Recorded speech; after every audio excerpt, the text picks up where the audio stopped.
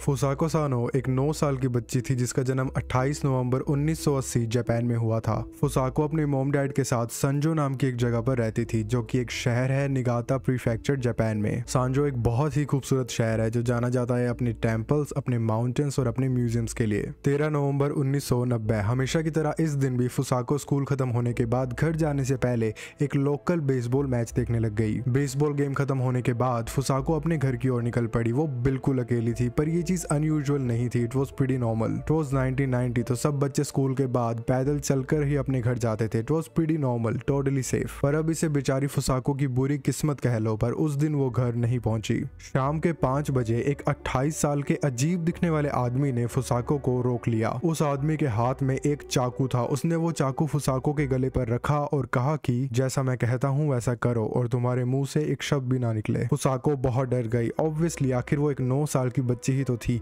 तो उस आदमी ने उस बच्ची को अपनी कार की डिक्की में डाला और कार लेके वहां से चला गया। इस मिस्टीरियस किडनैपर का नाम था नोबुयुकी सातो। आखिर कौन था ये आदमी? आखिर इस 9 साल की बच्ची ने उसका क्या बिगाड़ा था? उसने उसे किडनैप क्यों किया और उसे किडनैप करके वो कहां ले गया और उसके साथ क्या किया? Every question will be acknowledged and the answers will shock you. उस दिन फुसाको घर नहीं पहुंची तो उसके पेरेंट्स पुलिस स्टेशन गए मिसिंग रिपोर्ट लिखवाने और वो सब मिलकर फुसाको को ढूंढने लगे। 2 दिन तक उसके ना मिलने पर ऑफिसर्स ने एक स्पेशल यूनिट बनाई फुसाको को ढूंढने के लिए। और सिर्फ पुलिस ऑफिसर्स ही नहीं, उस शहर के नॉर्मल लोग भी उसे ढूंढने में मदद कर रहे थे। जमीन पर 300 से भी ज्यादा लोग उसे ढूंढ रहे थे। अथॉरिटीज ने हेलीकॉप्टर्स भी बुलाए और जगह जगह उसके पोस्टर्स लगवाए, पर अनफॉर्चुनेटली वो उन्हें कहीं भी नहीं मिली। फुसाको के मॉम एंड डैड डेवास्टेटेड थे। कोई भी पेरेंट्स होंगे। इतनी बड़ी सर्च के बावजूद कहीं ना मिलने पर लोगों को और अथॉरिटीज को ये लगने लगा कि फुसाको को नॉर्थ कोरियन एजेंट्स ने किडनैप कर लिया है और वो उसे किडनैप करके नॉर्थ कोरिया ले गए हैं। व्हाट? ये नॉर्थ कोरिया कहां से बीच में आया? Sounds bizarre, right?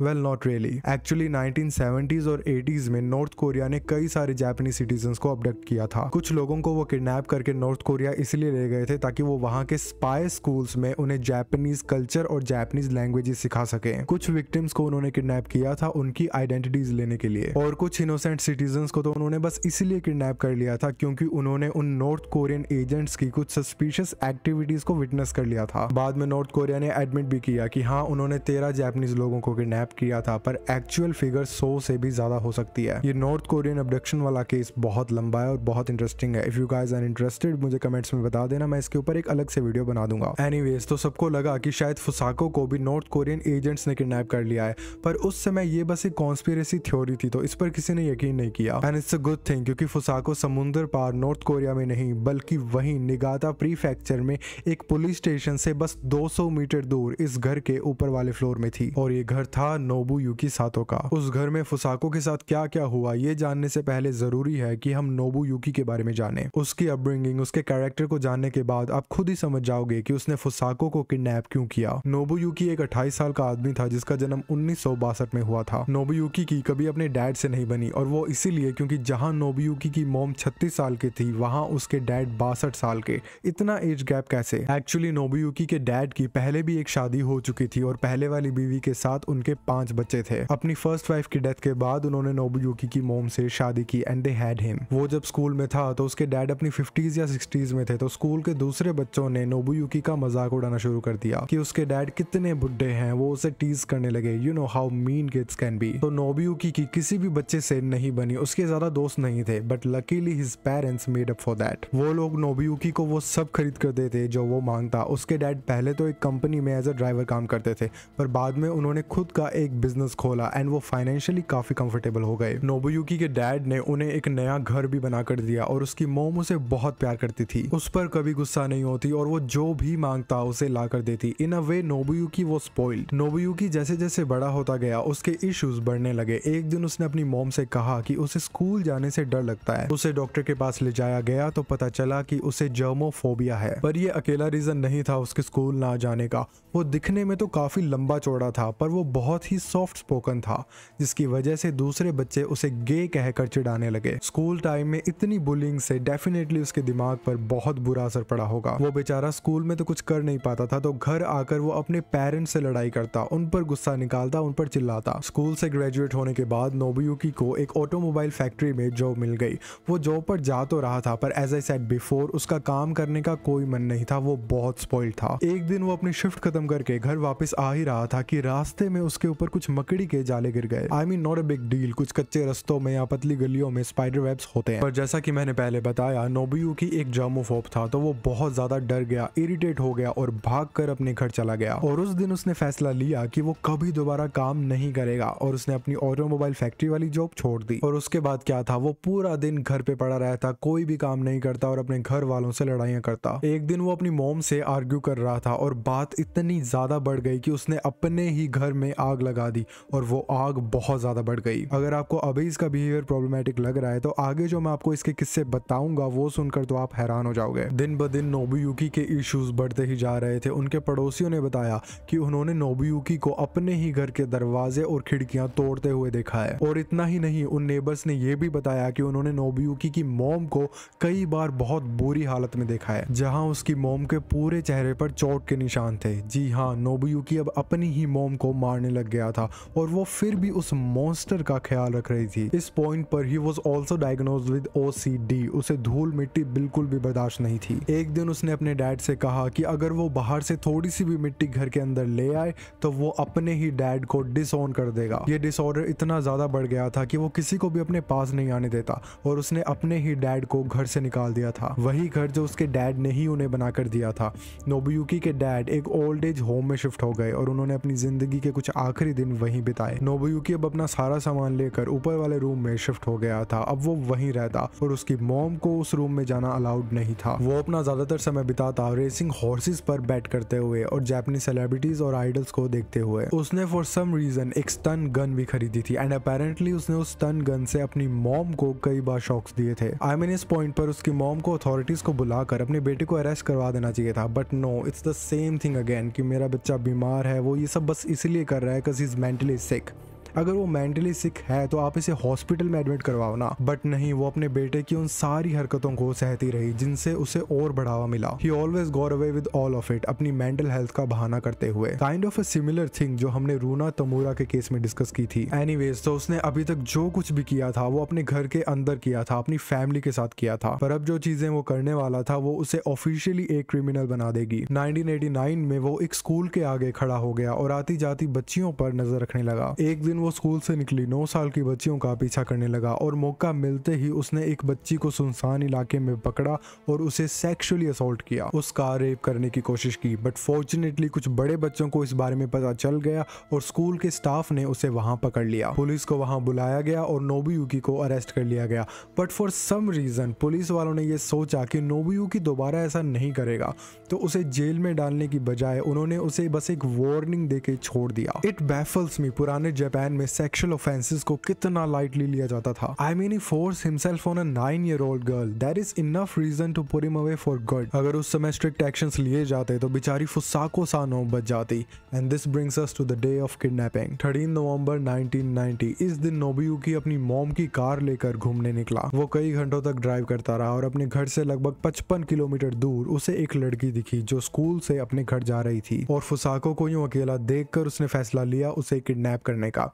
अब वो उस दिन घर से किडनैपिंग के इरादे से ही निकला था या फिर उस बच्ची को सुनसान इलाके में अकेला देखकर उसे ख्याल आया, ये हमें नहीं पता। पर पिछली बार की तरह उसने इस बार इस बच्ची को सेक्सुअली असॉल्ट नहीं किया। उसने अपनी कार ले जाकर उसके सामने रोकी और एक बड़ा सा नाइफ लेकर उसकी तरफ बढ़ने लगा। और जैसा कि मैंने स्टार्टिंग में बताया, बेचारी फुसाको डर गई और वो उसे किडनैप करके अपने घर ले गया। वो लगभग 6:30 बजे अपने घर पर पहुंचा और उसकी मॉम को शक ना हो इसलिए वो फुसाको को पीछे के दरवाजे से ऊपर अपने रूम में ले गया और फिर वो वापस बाहर आके सामने के दरवाजे से अंदर गया और अपनी मॉम को ग्रीट किया। नोबुयुकी एक मेंटली इल क्रिमिनल एक 9 साल की बच्ची को दिन दिहाड़े किडनैप करके बड़ी आसानी से अपने घर ले गया और किसी को कुछ पता नहीं चला। और ये बात काफी शॉकिंग थी। जब पुलिस फुसाको को ढूंढ रहे थे तो उन्होंने काफी सारे क्रिमिनल्स को इंटेरोगेट किया, पर फॉर सम रीजन उन्होंने नोबुयुकी से पूछताछ नहीं की। आई मीन उसे इंटेरोगेट करना ऑब्वियस था, क्योंकि इस इंसिडेंट से कुछ समय पहले ही उसने एक 9 साल की बच्ची को सेक्सुअली असॉल्ट किया था। नोबुयुकी परफेक्टली फिट हो रहा था किडनैपर की प्रोफाइल में, पर फॉर सम रीजंस ऑफिसर्स ने उससे पूछताछ नहीं की और उसने अगले 9 साल तक बेचारी फुसाको को टॉर्चर किया। फुसाको को अपने रूम में ले जाते ही नोबुयुकी ने उसके हाथ पैर बांध दिए और उसके मुंह पर टेप लगा दी ताकि वो चिल्ला ना पाए, और फिर वो उसे डराने धमकाने लगा। उसने उस बच्ची से कहा कि अब यही तुम्हारा घर है, तुम हमेशा यहीं पर रहोगी। अगर तुमने कभी भागने की कोशिश की या फिर इस रूम से भी बाहर जाने की कोशिश की तो मैं तुम्हें मार कर किसी पहाड़ में दफना दूंगा या फिर समुद्र में फेंक दूंगा and no one would notice. Obviously एक 9 साल की बच्ची को डराने के लिए इतना काफी था। फुसाको को अपने रूम में बांधने के बाद वो नीचे अपनी मॉम के पास गया और उनसे बात करने लगा जैसे कि सब कुछ नॉर्मल है। शुरुआत के कुछ महीनों में तो वो फुसाको को कस कर बांध के रखता था, इतना कि वो बेचारी एक जगह से हिल भी नहीं पाती। वो उसे रेगुलरली धमकाता रहता और सिर्फ मेंटली ही नहीं, वो उसे फिजिकली भी अब्यूज करता। शुरुआत में फिजिकल अब्यूज इतना ज्यादा नहीं था, I mean it was still substantial, I don't want to diminish it. वो उसे अपनी मॉम की तरह कभी कभी मारता और अपना नाइफ दिखाकर उसे डराता, जिससे फुसाको के फेस पर कई बार कट्स लग जाते। उस पूरी कन्फाइनमेंट के दौरान पूरे 9 साल और 2 महीने उसने फुसाको को सिर्फ एक बार नहाने की परमिशन दी थी। वो फुसाको के बाल खुद काटता और उसे लड़कों के कपड़े पहनने के लिए देता, और वो कपड़े भी वो शॉप से चुरा के लाता। As I mention before, Nobuyuki was a germophobe, तो उसके रूम में बाथरूम नहीं था और ना ही वो खुद वॉशरूम यूज करता। He used to defecate in a plastic bag, और वो फुसाको को भी एक प्लास्टिक बैग यूज करने पर मजबूर करता। उसके बाद वो उन बैग्स को बांध कर अपने रूम के बाहर रख देता और उसकी मॉम उन बैग्स को फेंक देती। I don't know how is that less disgusting than using a toilet, but he had his own rules. तो बेसिकली उसने कभी भी किसी भी वजह से फुसाको को उस रूम से बाहर निकलने नहीं दिया। कन्फाइनमेंट के दूसरे साल में फुसाको का टॉर्चर और सिवियर हो गया। वो उस बच्ची को अपनी स्टन गन से शॉक्स देने लगा, उसे पनिश करने लगा। इन पेनफुल शॉक्स के दौरान फुसाको को चिल्लाना बिल्कुल भी अलाउड नहीं था, और उस बेचारी की मुंह से अगर जरा भी आवाज निकलती तो वो उसे और ज्यादा मारता। वो उस पर अपनी मार्शल आर्ट्स और अपनी रेसलिंग मूव्स ट्राई करता। वो फुसाको को एक पंचिंग बैग की तरह यूज करने लग गया। उस बेचारी की पूरी बॉडी पर कट्स एंड ब्रूजेस थे। अपेरेंटली उस पूरी कन्फाइनमेंट के दौरान उसने फुसाको को 1000 से भी ज्यादा बार मारा था। He had absolutely zero mercy. मारपीट के दौरान ना जाने कितनी बार फुसाको की आंख पर चोट लगी। कई बार तो हालत इतनी खराब हो जाती कि फुसाको को कई दिन तक दिखना ही बंद हो जाता। मैंने जितना रिसर्च किया मुझे ये तो कहीं नहीं मिला कि उसने फुसाको को सेक्सुअली अब्यूज भी किया था, पर उसका पुराना क्रिमिनल रिकॉर्ड देखते हुए इट्स हाईली लाइकली कि उसने उसे सेक्सुअली अब्यूज किया होगा। It's not far fetched at all. Fusako का अब्यूज अब इतना ज्यादा बढ़ गया था कि वो खुद को ही स्टन गन से इलेक्ट्रिक शॉक्स देने लग गई, so that she becomes more tolerant. उसकी सहनशीलता बढ़ जाए ताकि जब नोबुयुकी उसे इलेक्ट्रिक शॉक्स दे तो उसे ज्यादा दर्द ना हो। It's messed up. ये स्टन गन को बार बार यूज करके किसी को मेंटली तोड़ देना, ये चीज हमने मेरी पिछली वीडियो में भी देखी थी, माइंड कंट्रोल सीरियल किलर में। एंड वियर्ड चीज तो ये है कि ये दोनों केसेस ही सेम ही ईयर्स में हुए थे। एनीवेज, तो कांस्टेंट अब्यूज और टॉर्चर की वजह से फुसाको ने अब डिसोसिएटिव डिसऑर्डर्स डेवलप कर लिए थे to escape from reality, which means कि जब नोबुयुकी उसे पनिश करता, उसे टॉर्चर करता, तो फुसाको को लगता कि वो नहीं बल्कि किसी दूसरी लड़की के साथ ये सब हो रहा है, which is kind of a defence mechanism. And it genuinely breaks my heart जब कोई इतने दर्द से गुजरता है कि वो ऐसे डिसऑर्डर्स डेवलप कर लेते हैं। It's awful. शुरुआत में तो नोबुयुकी उसे दिन में 3 बार खाना देता था, पर एक दिन उसे लगा कि शायद फुसाको को डायबिटीज हो रही है, तो उसने फुसाको को दिन में सिर्फ 1 मील देना शुरू कर दिया और उसने उसका शुगर इंटेक भी बिल्कुल बंद कर दिया। फुसाको को बेसिक न्यूट्रिएंट्स नहीं मिल रहे थे और उसका वेट सिग्निफिकेंटली ड्रॉप हो गया। वो बहुत कमजोर हो गई, उसकी लेग्स अब इतनी वीक हो गई थी कि वो अब खुद से चल भी नहीं पा रही थी। And in the mind of Nobuyuki that was a good thing, क्योंकि अगर वो चल नहीं पाएगी तो वो वहां से भाग नहीं पाएगी। नोबुयुकी का वो रूम हमेशा बंद रहता और उसमें जरा भी सनलाइट नहीं आती,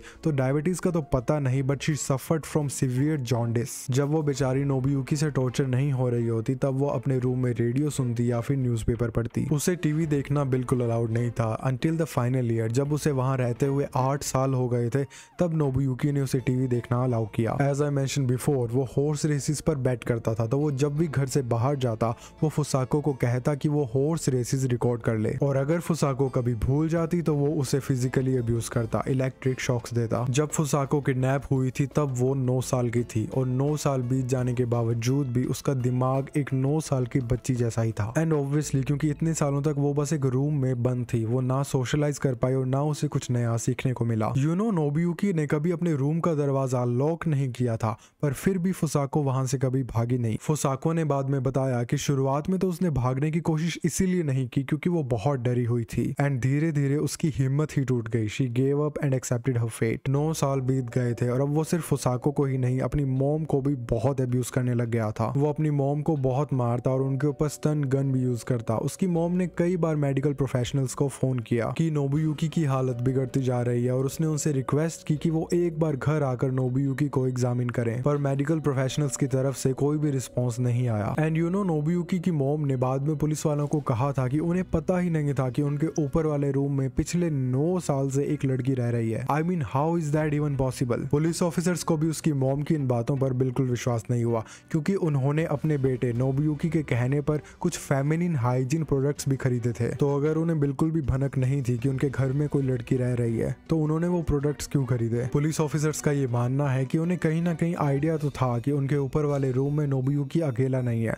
पर अपने बेटे के डर से उन्होंने कुछ नहीं किया। वैसे तो उस फैमिली को पैसों की बिल्कुल कमी नहीं थी, पर नोबुयुकी की मॉम जितना हो सके बाहर काम करती क्योंकि उनका बेटा तो अनएम्प्लॉयड था और रिटायरमेंट के बाद भी वो अपना ज्यादातर समय घर से बाहर बिताने लगी अपने बेटे को अवॉइड करने के लिए, क्योंकि एज आई मेंशन बिफोर वो अपनी मॉम को भी अब्यूज करने लगा था। जनवरी 9, 2000 नोबुयुकी की हालत बिगड़ती जा रही थी तो उसकी मॉम ने एक बार फिर डॉक्टर्स को कॉल किया। उन्होंने कहा कि वो प्लीज घर आकर एक बार नोबुयुकी को एग्जामिन करें क्योंकि वो खुद से हॉस्पिटल नहीं जाने वाला था। और इस बार उन्होंने फाइनली उनकी बात सुनी और 28 जनवरी को वो उनके घर आए उसे एग्जामिन करने। वो उनके घर में एंटर होते ही सीधा सीढ़ियों से उसके रूम में घुस गए। नोबुयुकी उस समय सो रहा था तो वो डर गया और जोर जोर से चिल्लाने लगा। He had a massive outburst. उसे कोई भी ट्रीटमेंट नहीं चाहिए था और उसका बिहेवियर देखकर डॉक्टर समझ गए थे कि उसकी मॉम बिल्कुल सही कह रही थी। तो उस मेडिकल टीम ने उसे जैसे तैसे शांत किया, उसे सेडेटिव्स दिए। सिचुएशन जैसे ही हाथ में आई तो उन्होंने नोटिस किया कि उस रूम के कॉर्नर में एक ब्लैंकेट पड़ा हुआ है जो कि अपने आप हिल रहा है। ब्लैंकेट हटाया तो वो सब लोग चौंक गए। एक मैल नरिश्ड ब्रूज्ड डरी हुई लड़की जमीन पर बैठी हुई थी। उन्होंने फुसाको से पूछा कि तुम कौन हो, पर उस समय वो बहुत डरी हुई थी।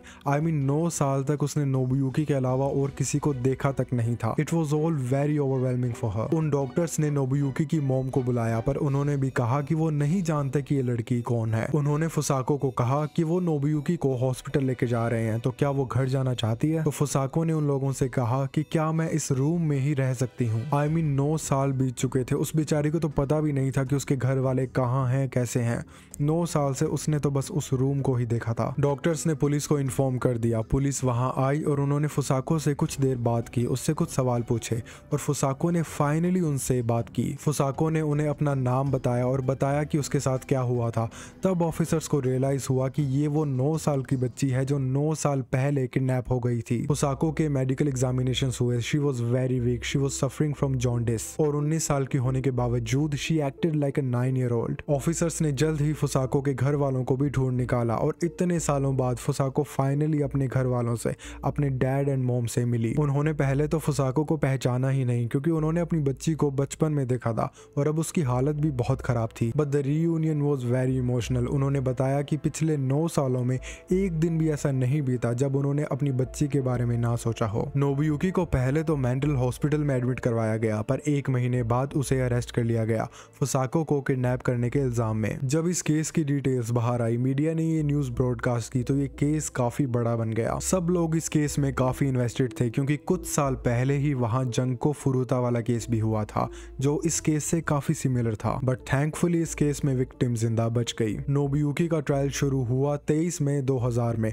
प्रोसिक्यूटर्स ने जितना हो सके उतने चार्जेस लगाए नोबुयुकी पे ताकि वो ज्यादा से ज्यादा समय के लिए जेल जाए, पर साथ साथ उन्होंने इस बात का भी ध्यान रखा कि इस ट्रायल की वजह से फुसाको की मेंटल हेल्थ और डैमेज ना हो। 22 मार्च 2002 निगाता डिस्ट्रिक्ट कोर्ट ने नोबुयुकी को 14 साल की सजा सुनाई। नोबुयुकी ने अपील की तो 24 जनवरी को ये केस टोक्यो हाई कोर्ट में चला गया जहां उसका सेंटेंस कम करके सिर्फ 11 साल का कर दिया गया। I mean 14 years was already a low sentence in my opinion और अब उसे 11 साल का कर दिया गया था। It's atrocious. इसके बाद प्रोसिक्यूशन ने भी अपील की तो ये केस सुप्रीम कोर्ट में चला गया, जहां 10 जुलाई 2003 को नोबुयुकी को दोबारा 14 साल की सजा सुनाई गई। ऐसा सुनने में आया था कि पूरे ट्रायल के दौरान फुसाकू के डैड नोबुयुकी को घूरते रहे गुस्से में, and he should be thankful कि वो फुसाको के फादर को मिलने से पहले पुलिस को मिल गया। फुसाको के घर वालों ने बताया कि धीरे धीरे उसकी हालत इंप्रूव होने लगी। वो फुटबॉल मैचेस देखने जाती थी और उसे गार्डन में फ्लावर्स की फोटोज क्लिक करना बहुत पसंद था। अनफॉर्चुनेटली फुसाको की हार्डशिप्स अभी खत्म नहीं हुई थी,